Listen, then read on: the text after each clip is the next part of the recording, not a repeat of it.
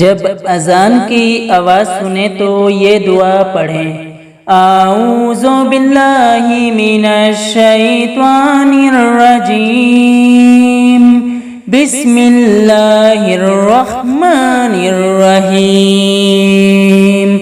اشہد ان لا الہ الا اللہ وحدہ لا شریک لہ، اشہد ان محمدا عبدہ ورسولہ، رضیت باللہ ربا وبمحمد رسولا وبالاسلام دینا۔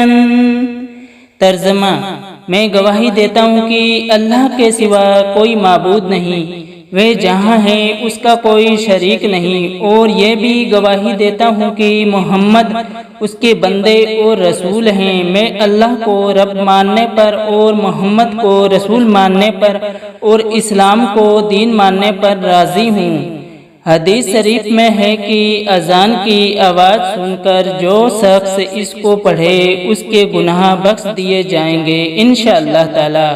حدیث شریف میں ہے کہ جو شخص اذان دینے والے کا جواب دے اس کے لیے جنت ہے۔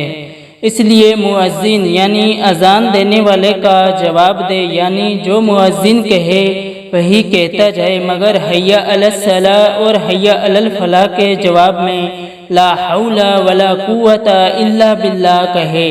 دعاؤں کی گزارش۔ السلام علیکم ورحمۃ اللہ وبرکاتہ۔ ملتے ہیں انشاءاللہ ایک اور نئی ویڈیو کے ساتھ، تب تک کے لیے ہمیں دیجیے اجازت۔ اللہ حافظ۔